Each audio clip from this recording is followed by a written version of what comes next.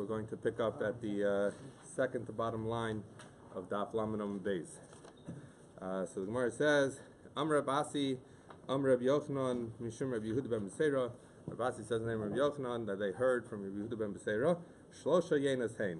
There are three categories of wine that are relevant to the halachas we've been learning. So the first is Yain Nesach.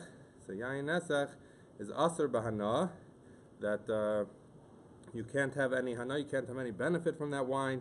So this is speaking about wine that was actually used in the service of Avodah Zara. Umetame tuma chamura bechizayas, and it causes tuma in the fashion of tuma chamura, which means a strict tuma. And the shear is a kizayas. So what does that mean, tuma chamura? So Rashi says masa va'ohel kemes. So first of all, obviously, if you touch it, that is a form of transmitting tumah. But there's also the concept of masa. Masa is if you carry something, even if you don't touch it directly, but through your actions you transport it. That's another way of becoming tameh, which is and ohel is if you have something that's tameh beneath the same roof that you are. This is basically. It's not limited only to a mace. A mace is avi avosa tumah, but even a regular avad tumah works that way as well. So you see that yayin nesach, not only is it aser bana, it also causes tumah, and it's tumah that causes the kazayas, because ordinarily tumah of a liquid, since we're talking about yayin nesach, we're talking about a liquid, would be with the revius, but it's because it's chamor, and we're dealing with it where it's chamor with a kazayas. Even less than a kazayas, there would be makas mardus, which means the drabanan form of makas. If someone drinks, according to Rambam at least, if someone drinks yain nesach, even the littlest bit, but midaraisa it would be the kazayas, top of Lamed Aleph. So the first category is yain nesach, which is actually used for avodah zarah. Then you have stam yenam. Stam yenam would be something wine that is belongs to a guy, or has been touched by a guy. So stam yenam aser bahana umetame tumas mashkim beravias.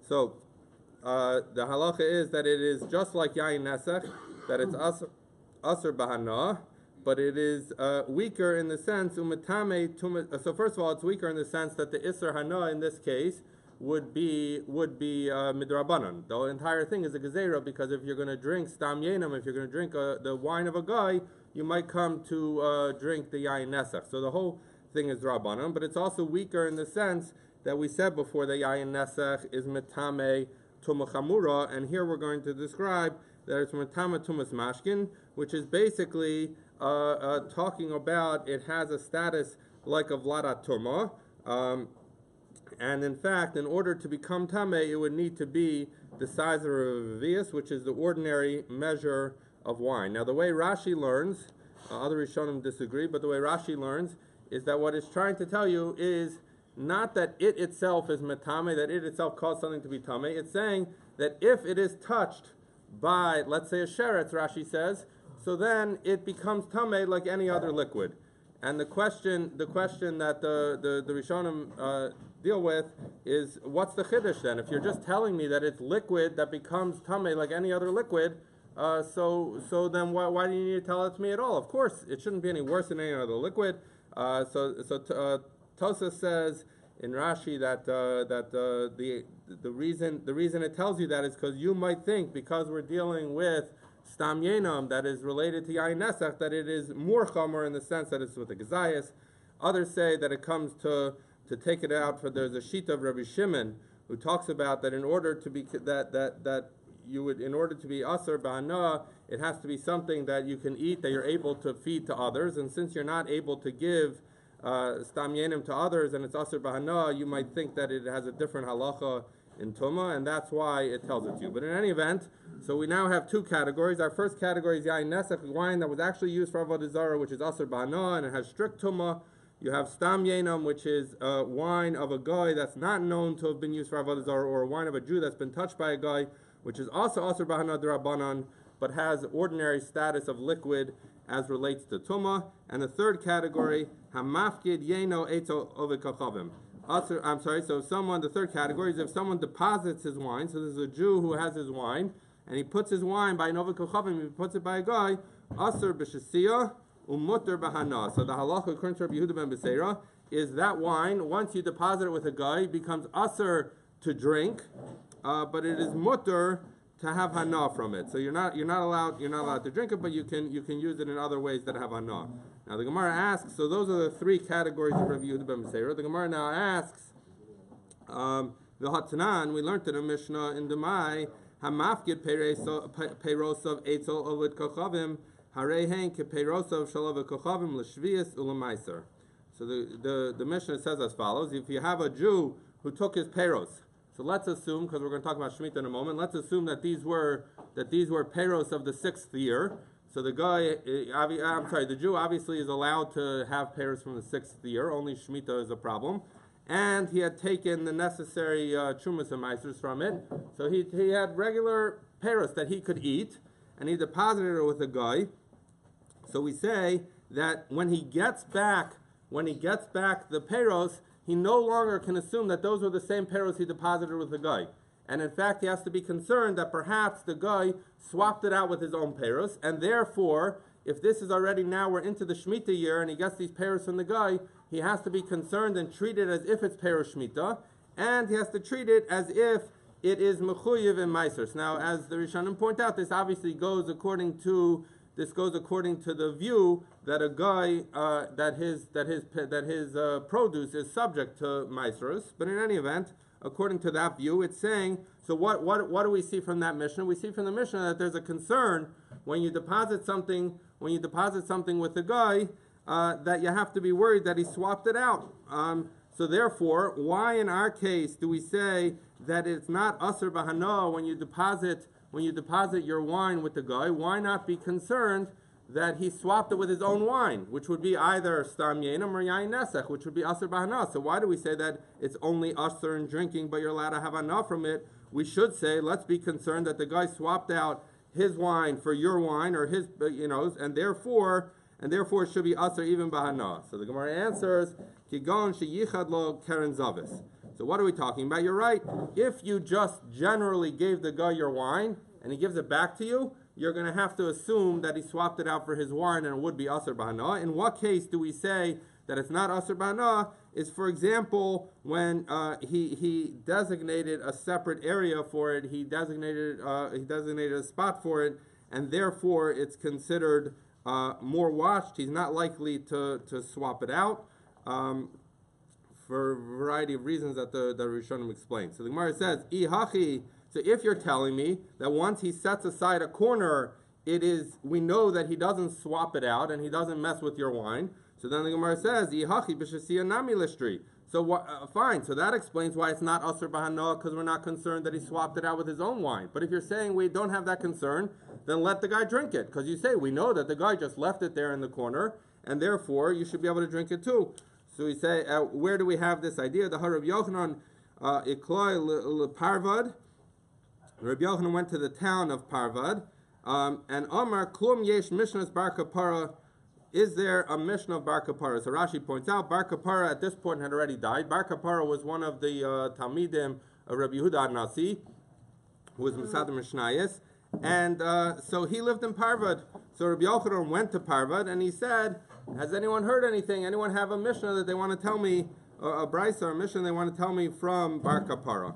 So Tanale of Tamchum Dimin Parvad. So, someone answered the call. Rav Tanchum, who lived in Parvad, came, and he taught him something that he learned from Bar Kapara, the Tana.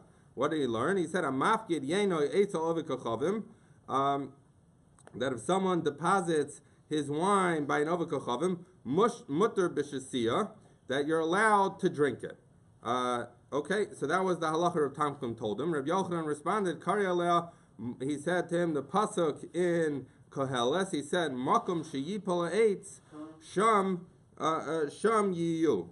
yehu." So he said that in a place where the wood has fallen, or the tree has fallen, there it should be, which he understands to be a reference to sheyipol eitz. Rashi says sheshachin sham talmidei chachamim, somewhere that Talmud Chacham was situated, that he lived.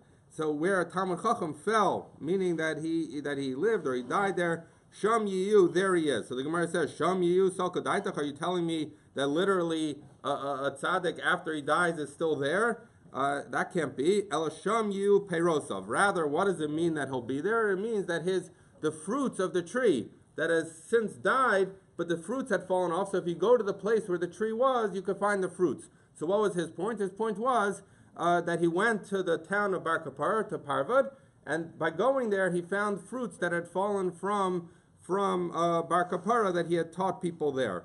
And Rashi says, so you see, if you want to, he says, Afkan atzarech l'divrei chachamim, that if someone wants to learn something from chachamim, yishos b'nei ayir sheshomim l'meidim mimenu, you should go to the people of the city who used to learn by him, u'melamden osel acherim, and that way they'll teach it to others, or you'll teach it to others.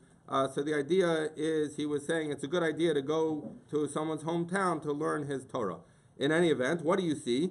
You see that you have a mission that says if you deposit wine by an Avokachavim, you can drink it, right?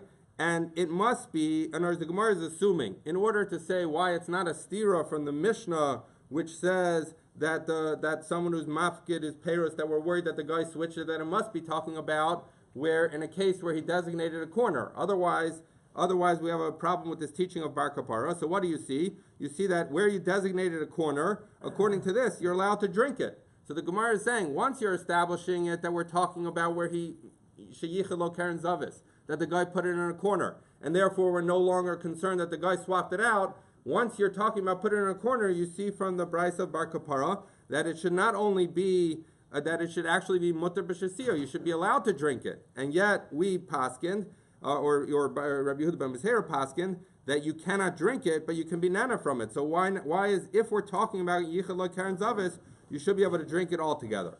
Reb Zera, lo kasha, it's no kasha. Harab Elazar, harabanan. That one view, the view that says that you're allowed to drink the wine when it's put in the corner by a guy, that's the opinion of Rabbi Elazar. And our limud of Rabbi Yehuda ben Beseira is going according to the Rabbanan. So Rabbi Yehuda ben Beseira says you're not allowed to drink it, but you're allowed to have enough from it, is going according to the view of the Rabbanan. The Sanya, because we learned in a Brisa, Echad halokeach, the Echad hasocher bayis b'chatzer shalav kochavim. So if someone went and they either bought rights to an area within the chatzar of a guy of an avokachavim, or he rented space there and he rented a house, umalo yayin, and he filled up the house with wine, umaftech ochosem biyad Yisrael, and the key or the seal is biyad Yisrael, meaning that not only was it placed there, but it actually either was locked up or had some other kind of seal on it. Rabbi Elazar mater v'chachamim osrim. So Rabbi Elazar says that is considered sufficient protection. The guy is not going to mess with your wine, and therefore you can drink it lechatchila. And the chachamim say no, you can't drink it because we're concerned that the guy will have swapped out the wine for his own wine, or otherwise have touched the wine and turned it into something you're not allowed to drink. Okay, so now we have an explanation of that squares the limud of Bar Kapara, which says you can drink it because that's according to Rabbi Elazar. And we have Rabbi Yehuda ben Beseira who says it's not asur ba'ana, but you can't drink it. I'm sorry, it's not asur ba'ana, but at the same time you can't drink it. That was going according to the Chachamim. Okay. Amr Reb Chia, Breid Reb Chia bar Nachmeni, Amr Reb Chisda, Amr Rav, Amr La Amr Reb Chisda, Amr Zeiri, Amr La Amr Reb Chisda, Amr Li Abba bar Chama, Hachi Amr Zeiri. It's a good way to take up 4 lines. Halacha Rabbi Elazar. The halacha follows Rabbi Elazar, and therefore we're going to say, as long as something was put to the side in the category of under the stewardship of a Jew, either by seal or by key, that we're going to say that you're allowed to drink it. So what do we see? We see that we're talking about a single chosam, because it was either sealed or it was locked, and we see that you can have wine. So the Rishonim all, or many of them, deal with the question of, we said that if you're dealing with vinegar or yayin mavushal of a guy, that you can have it with a single seal. So that everyone wants to know, if we paskin like Rabbi Elazar, so it's saying even wine works that way. So why? In other words, the implication is when you say vinegar or yayin mavushal, that it's only those and not regular wine. So the Rishonim deal with that. Tosfos says that the issue is, the difference is here he's mafkid his wine there. So what is, when mafkid means you deposit it. So the nature of a deposit is you deposit it, you're the one that picks it up, right? So therefore you're going to recognize your own single sign. Either you're going to recognize the seal or you're going to see that the room is still locked. So therefore it's enough to have one. But if you're talking about the other cases where it's talking about where the wine is being sent with a guy, so if it's being sent with a guy, the person who deposits it with a guy and the guy who gets it at the other hand are different people. So therefore he doesn't recognize the seal as well, and that's why you would need chosem b'so chosem, that you would need both. Others, many of the Rishonim have a different gears in the Gemara, which is, we learned that either it was in the hands, either it was sealed or it was locked. So we understand one or the other, and therefore it's only one seal. Many Rishonim have a girsa that it's both. It was sealed and it was locked. So then they understand that the case we're dealing with there is a case of a double seal. But in any event, halacha is Rabbi Elazar. Okay? Amar Rabbi Elazar, hakol mishtamer b'chosem echad chutz min hayayin, that everything, it's enough to have a single seal except for wine. She'ein mishtamer b'chosem echad. That so we're dealing now again with this question that a wine, it's not enough to have a single seal. You have to have a double seal, which is, for example, what we have nowadays. You have a cork, you have that wrapper around it. That's a double seal. Rabbi Yochanan says afilu yayin hamishtamer b'chosem echad, that even wine, it's enough to have a single seal. So clearly they're saying two different views, but the Gemara says v'loy pligi. Hakra Rabbi Elazar, Hakra Rabbanan. They're not arguing. Why? Because one is saying like Rabbi Elazar, one is saying like the Rabbanan. So Tosfos explains that one person, that they're not, when he says they're not arguing, they're obviously arguing, because one says one seal is enough and the other says you need two seals. But they're saying they're not arguing about whose view, in other than one person saying he held like this and the other person saying he held like that. It's saying it's two separate things. They're talking about two different people, and that's what it means that they don't argue. The other opinion of Tosfos to explain what it means that they don't argue is saying both of them hold like Rabbi Elazar personally, because we just said before, halacha is Rabbi Elazar, and therefore it's enough to have one seal. They're not, in other words, they themselves are not arguing, they're just presenting a view that would say it requires two seals. Okay, again, we see a distinction in the machlokas Rabbi Elazar and Rabbanan. Ika de Amri, there are those that learn differently. That Rabbi Elazar says, "Hakol mishtamer b'chosem b'sochosem." Two seals is enough for everything. Chutz min hayayin, except for wine. She'ein mishtamer b'chosem b'sochosem. That wine, even a double seal, is not sufficient. And basically, if you want to be able to drink wine, it has to have been under the shmira of a Jew. That's the first opinion. Rabbi Yochanan says, "Afilu yayin mishtamer b'chosem b'sochosem." And the second view is saying that even wine is capable of being protected even without the constant shmir of a Jew, as long as it has a double seal in it. So the first view said one seal. The first version of this machlokas said they were arguing about whether one seal or two seals are required for wine. According to the second view, they're arguing about whether two seals is good enough. One says yes, and the other says no, it's not good enough. But in any event, v'tarvayu k'Rabbanan. And both of them are going like the Rabbanan, because they're obviously not going in Rabbi Elazar. Because according to the second view, because Rabbi Elazar held that it was enough to have one shmira, because he said you could either seal it or you could lock it. So one shmira was enough. So obviously, when they're arguing, when they're saying one is definitely not enough, and they're arguing about two or none, meaning no option of a thing, so that has to be going like the Rabbanan. Mar Savar, one holds ki pligi Rabbanan le the Rabbi Elazar b'chosem echad. That when did the Rabbanan argue on Rabbi Elazar is only talking about when there was a single seal. So then they argue, is that good enough or not? Avo b'chosem b'sochosem sharu. But they're saying that in the first view of the Rabbanan are saying, we disagree with Rabbi Elazar that one seal is enough, but we agree that two seals is enough. Mar Savar, and the other one holds that when the Rabbanan argued on Rabbi Elazar, afilu chosem b'sochosem asri, that they were asrid even chosem b'sochosem, even a double seal. So the second version of the machlokas is solely in the Rabbanan. The first version was a repetition of the machlokas between Rabbi Elazar and the Chachamim, which, as we saw before, the Gemara paskin like Rabbi Elazar. Okay, So now we've been talking about this double seal business, and the question is, what is a double seal? So the Gemara says, Heichi dami chosam v'so chosam. What does it mean to have a seal within a seal? Amarava agana de puma de chavita shrika v'chasima have chosam v'so chosam. So he says as follows: agana, which many Rishonim understand to just mean the cover of a barrel. Rashi learns that it's a you basically have a barrel and you put a large plate on top of it. That's how Rashi learns. Agana, and some say the puma de chavita on the mouth of the chavis. Shrika, you plaster it up or you seal it up with some kind of clay or something like that. The chasima, and you sign it, meaning you stamp it. So you put some kind of stamp, or you carve your initials into it or something that's going to show whether it's been disrupted. That's considered chosam v'so chosam. That's a double seal.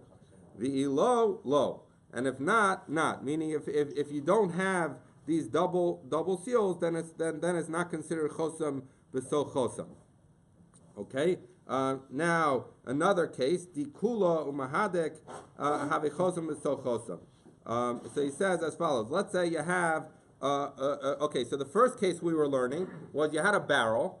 The barrel, according to Rashi, the barrel had no cover. You put a big plate on it, so that was cover number one or seal number one, and seal number two was you plastered it up. Now we're giving another option, is you could have a barrel. In this case, we're understanding that the barrel has a cover.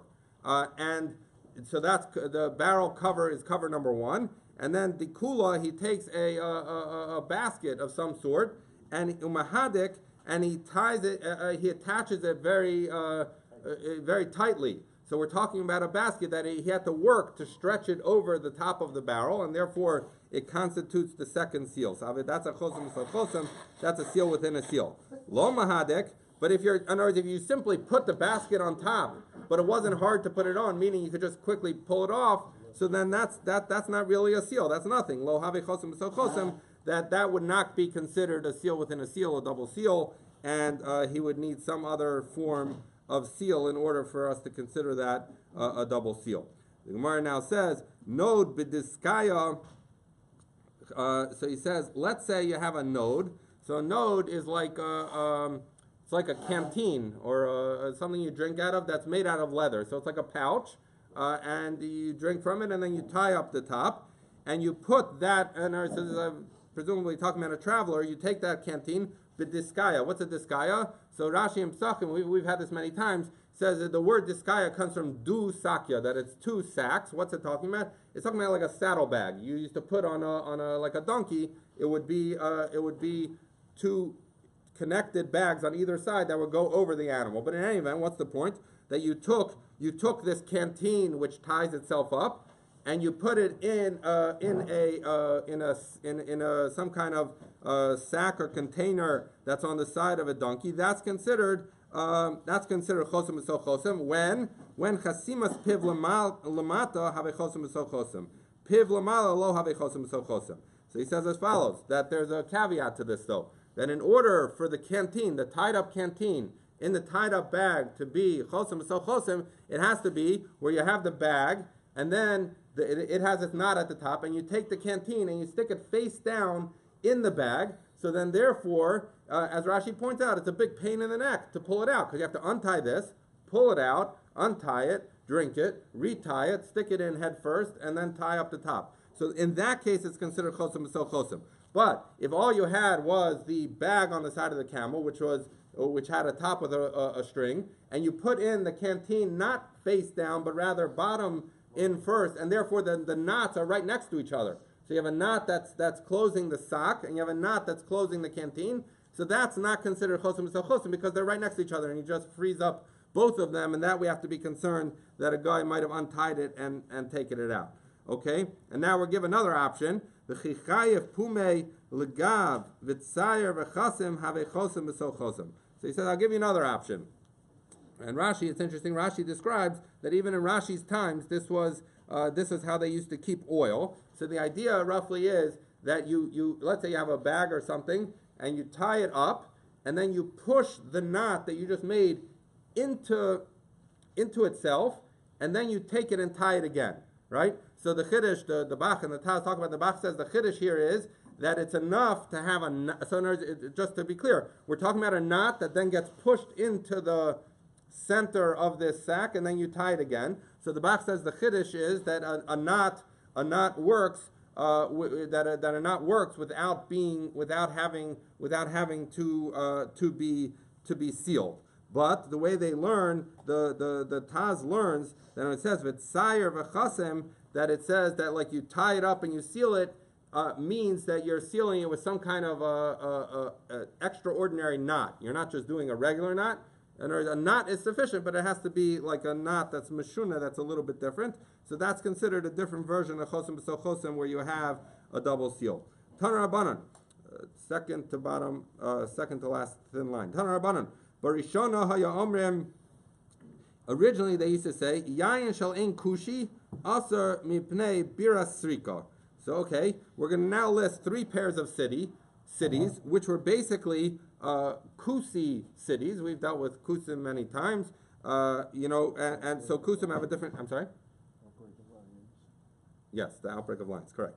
So we're talking about three cities of Kusim, that each of these cities was next to a city of people who were Ovei Kochavim. So Tanar Rabbanan Barishana Haya Omrem. Originally they used to say Yain Shal Ein Kushi, the wine in Ein Kushi Aser Mipnei Bira Srika. That you're not allowed to drink the wine in the Kusi city of Ein Kushi because it was next to the city of Bira Srika where there were Ovei Kochavim. V'shel Birkasa Aser Mipnei Kfar Parshoi.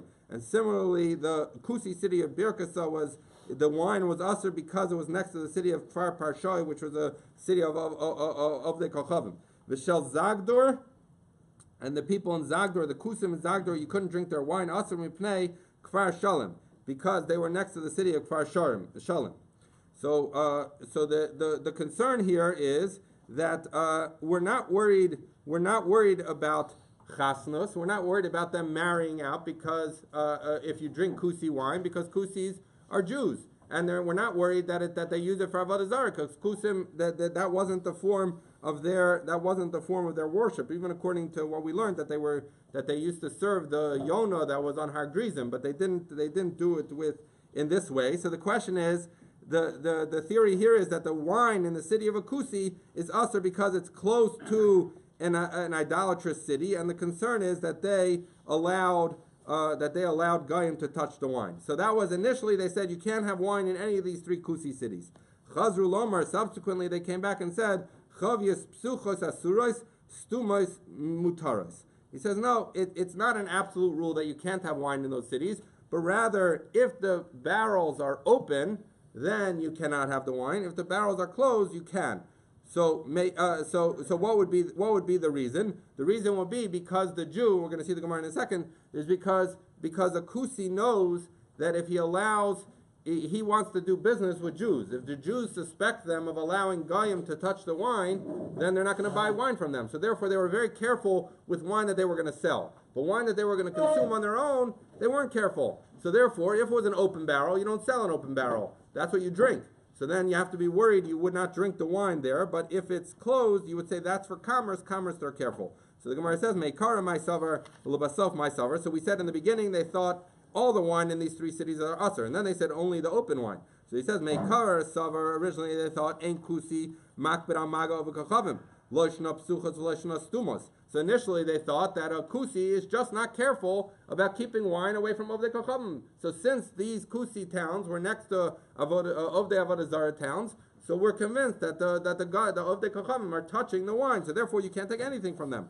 Ulubasov Savar, afterwards they decided, Kilo Kapid, when are they not makbid or not careful that a guy shouldn't touch their wine? Apsuchos astumas. Apsuchos, when it's open. Astumas makbid kapid, but on a closed barrel, they're careful. Why? As I said, because they want to make money. They want to be able to sell it. So therefore, ustumos mutaros. So that therefore they're makbid. Ustumos mutaros. And are you telling me though that closed barrels of a kusi are mutter to be purchased or drunk? For a minute, I'll ask you on Talmud base. Hashaleach chavis shel yayin biyad kusi. That if someone sends a barrel of wine in the hand of a kusi, so we're now talking again about a kusi that has wine. v'shel tzir v'shel murayis biyad oved kochavim, or if you're dealing with tzir or murayis. What are tzir and murayis? Tzir is Rashi says is tzir shel dagim tmeim. I'm sorry. Tzir is, Rashi says, hold on one second, is mizeya v'ziva shel dagim kishakov shanos b'machbesh. He says that basically they would press or dry out fish, and this is the zeyas, like the sweat or the zivos or the secretions, the drippings that come out. That it basically they would squeeze out the fish juice, which would become sharp like vinegar, and they used to use it to dip things in it. Murayis, Rashi says, is ma'arvin ba'kir dagim, that they used to take the insides of fish, the nafish shumne, which were very fatty, they had a lot of fat, and they would take it. So now, what are we worried about with tzir or murayis? So Rashi says earlier, so he says we're concerned that maybe they're going to switch it with dagim tmeim. That a guy is going to swap it out with his own tzir. Or in the case of marayas, they're worried that they're gonna replace the marayas, which are the fish innards, which are very expensive, and instead they're gonna put wine inside. Okay, but by a kusi, we don't suspect a kusi as swapping things out. The only thing we suspect a kusi of is that he's not careful with letting a guy touch it. So what are we saying? We're saying if it's wine, you can trust a kusi. You're right, and if it's a guy, you can't trust, and for sure you can't trust a guy by wine. But if it's by a tzir or marayis, you suspect a kusi, but not a guy. And so the Gemara says, "Im makir chosamo v'sasma v'usutamo." If he recognizes his stamp or his signature and his seal, then it's mutter. Im lav, and if not, it's aser. So what do you see? You see that the first case said that as long as it's a closed barrel, you can trust a kusi, even in the town that's next to the Ovdei Kochavim. And here we're saying that if you send a barrel of wine with a kusi, it only works if you're able to recognize your own symbol or your sign. So it seems that we don't trust the kusi, and we're worried that maybe the kusi lets an Ovdei Kochavim touch it.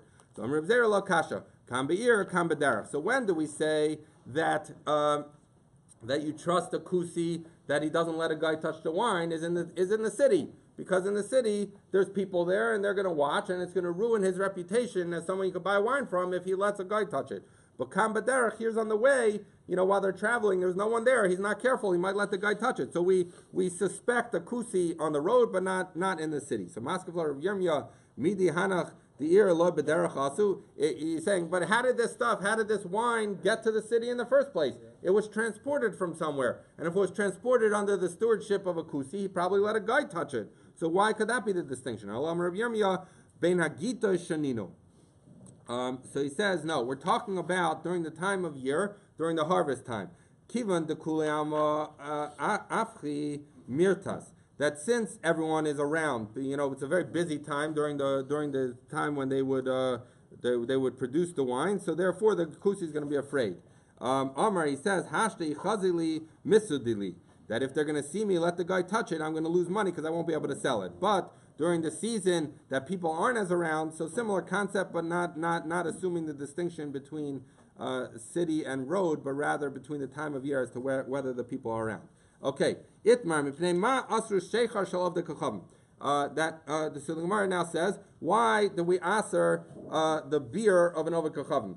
And Tosa says, mipnei ma asru sheichar isur sheichar lo matzinu lo b'mishnah v'lo b'braisa v'shema b'imei amorayim asruhu. So Tosa says, we're asking, why do you aser the beer of a guy? And Tosa says, I don't even know where you get that from. It's not in the Mishnah, it's not in the Braisa. It must be that this was something that Amorayim were masakin. We're going to see in a minute, hopefully, if we have time to speak out something where this comes up again. Okay, so why are you not allowed to have the beer of the Ovdei Kochavim? Rami bar Chama Amar of Yitzchak Mishum Chasnos.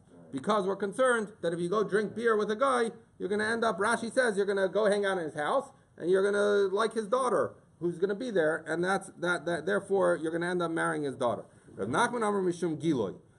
That what are we worried about? We talked about this before. That you're worried that they're not careful to seal things up, and a snake could come and drink from it if you leave it open. So the Gemara says, Agiloy demai. What are you concerned about that they left open? So he says, if you're worried that they left open, Nazaisa, Rashi says, this is when it's still in the barrels or the containers that they used to make the beer, not where they stored it, but where they make it. So if it's there, we also leave it uncovered. So why are we tying on the guy? The Ella de Chavita. So maybe you're talking about when it's already stored in barrels. So the Gemara says, Ananami Megalinan. We also keep open barrels of beer. So why are we tying on the guy that we're worried that he left it open and the snake puts things in? We also leave it open. Why do we leave it open? We learned this already because snakes don't like beer, so they're not going to go into the beer. Okay, so the Gemara says, "Lo tzricha ba'aser dematzu maya." So no, we're talking about a place where what did they do? That they would beer obviously has water as an ingredient, so they used to leave the water to settle so that the water that they used in the beer would be clear. Right? And that water they used to leave there. So the concern is, it's true that a snake doesn't go into beer, but a snake will go into water that you leave open, and in the production of beer, they were leaving the water open. So the Gemara says, Elameata Yashan Tishtri, but if you're right that that's the concern, that they allowed a snake into the water before they made it into beer, then you should be able to have anything that is old. Damar Rav Yashan Mutter,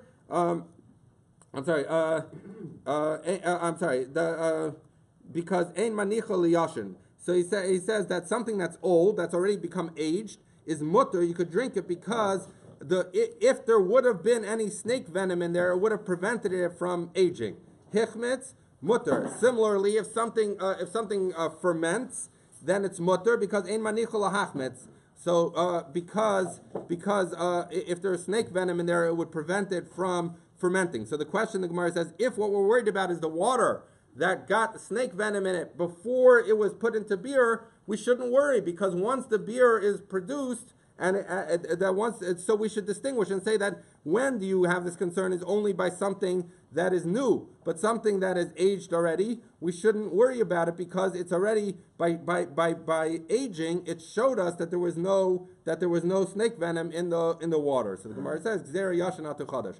No. You're right, that in theory our only concern would be something new, not something old, because something old already, something that aged, could not have had snake venom in it, but yet we're going to make a gzera because we don't want to sit there and make the distinction, and therefore you can't use you can't use the beer of any guy. Okay, Rav Papa, mefikin le la'abava de chanusa v'shasi. Okay, so Rav Papa was careful not to drink beer by a guy, so what would he do? He would go out to the doorway of the store, of the tavern, and where the person, and he would drink over there. Rabachoi maisi leilebese v'shasi. So Rabachoi, they used to bring it to his house, and he would drink it there.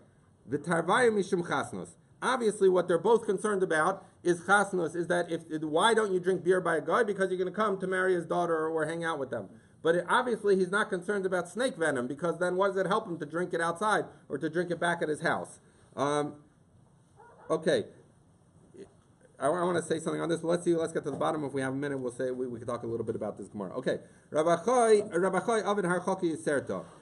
So he says, so what's the difference? One of them, Rav Papa used to go drink it outside the tavern or outside the store, and Rabachoi used to drink it in his home. So, they were worried about chasnus. Rabachoi had a stricter standard for himself. He went all the way home before he drank the beer. Okay, Rav Shmuel Bar Bisnai Klai Lemorgvan.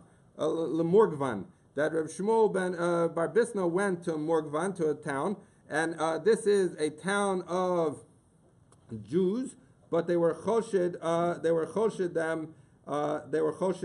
They didn't trust these Jews. So he says as follows.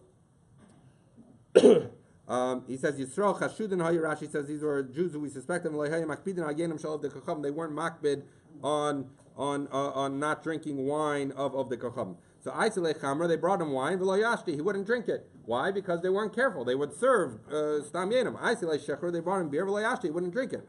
So Bishlam Chamra Misham Shimsa. So we say, fine, I understand why he wouldn't take wine, because he's concerned that maybe it is Stam Yenim. So he says, Shecher Misham Mai. But beer, what's the concern? What are you concerned about beer? So the Gemara said, Misham Shimsa de Shimsa. In other words, we didn't want to distinguish. If you're going to end up drinking beer, you're going to end up drinking wine. And since they weren't careful with wine above the kachavim, we didn't want to drink by them. Amar Rav. Rav says, Hai Shichra the Arma'a Shari. So he says, Aramean beer is permissible. The Chia Bri lo nishti minei. But my son Chia shouldn't drink from it. So the Gemara says, Manavshach, what kind of standard is this? Ishari, Lukuliama Shari. If it's mutter, so everyone should be good for, even your son.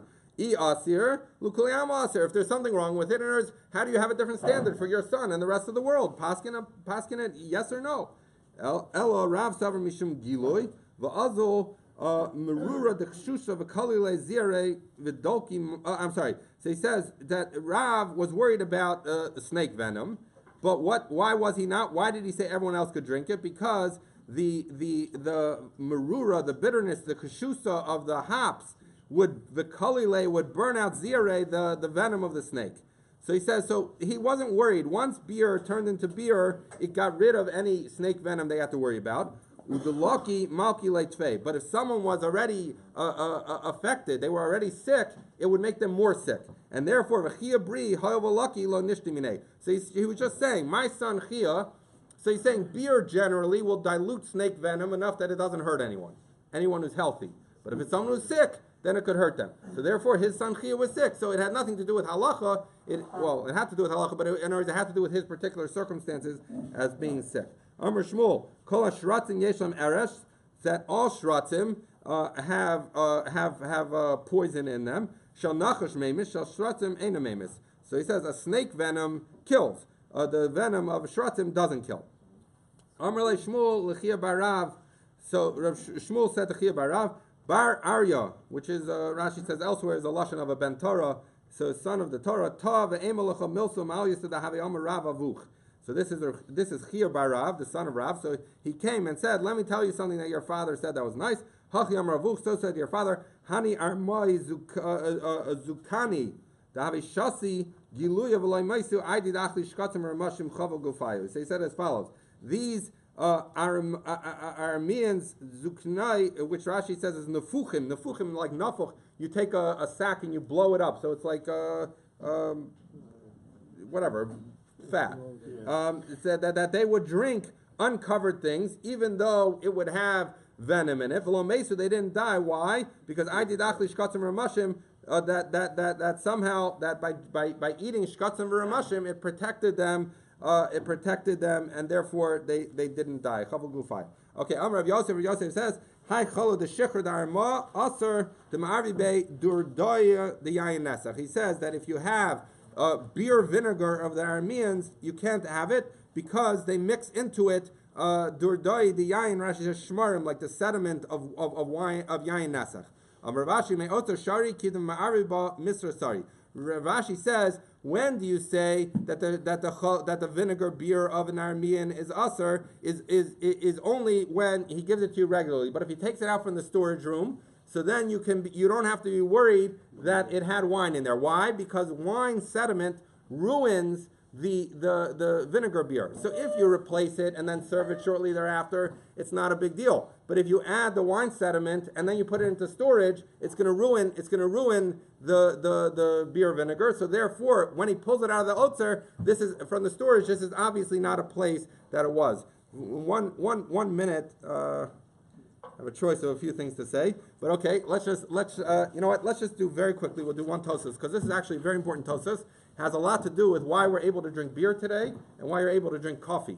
We'll see if we have time, but just very quickly. So Rashi says, anyone wants to leave, they're welcome to. This is the tosus of Tarvayu Mishum Chasnus Rav Acha Ovid Harchaki Yiserta. So we say that Rav Achai and Rav Papa, one did it in the street and one went to his house. Neither of them were willing to drink beer in the house of Ovid Kachavim. And if that's so, you have to be careful not to drink beer by a guy. That they were Amoraim Basraim, that they were late Amoraim who we paskin like, they wouldn't drink. That if someone's staying by a guy, it's possible they could send someone to bring beer, and it's bring your own beer. So if you come to the guy with your own beer, that you should be able to drink. That even if the guy ends up giving you some, you could drink it mishum eva, because of otherwise he's going to resent that you're not letting him do it. The wine is not. What? The wine is not. So it's a very interesting shaila about Ava as to whether it applies even in an established place like a bar, if you end up in a bar. But okay. Okay, fine. So he's saying you have to be very careful not to drink beer. But he's saying, so this is by a place that's miyuchid, that there's going to be chasnos, that you can't drink beer, but if you just happen to be somewhere by a guy, you could drink beer. Din shecher, ben shecher shel tmar, ben shel tvua. So he says, and it doesn't matter whether we're talking about date beer or wheat beer. But here's the interesting part. The question is, why is beer not an isser of bishul akum? Because kemo silk of adaisa, like silk of adaisa, which are things made from wheat, which are asr. He says the afagav lechazi lekos kishuchai. The sri okay. So basically, there's two reasons why something, we're going to see this shortly. Two reasons why something would not be a problem of olah shulchan malachim is saying if it's something that's eaten raw. Now that is not the case of beer because you don't eat wheat raw, but it also has to be. It's only a problem of bishul akum if it's olah shulchan malachim, and he's saying that beer is not olah shulchan malachim. Okay, he says there's a different reason why it's not bishul akum.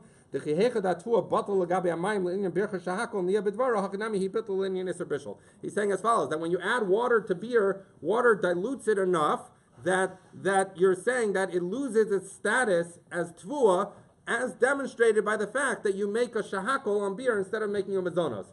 But others don't like this opinion of Tosas at all, because they say the reason you make a shahakol is not because it loses its status as mazonos, is because it lost its form. You can't see it there anymore. But in any event, we don't have time. But this gets into the very interesting question. This issue of the water diluting and losing its character has a lot to do with whether you can drink coffee that is made by an Oved Kochavim. That if a guy, which many of us, you go somewhere, you a hotel, you go to Starbucks, they're making you the coffee, and the question why is it not bishul akum has a lot to do with this Tosas. Don't have time to get into it now. Okay.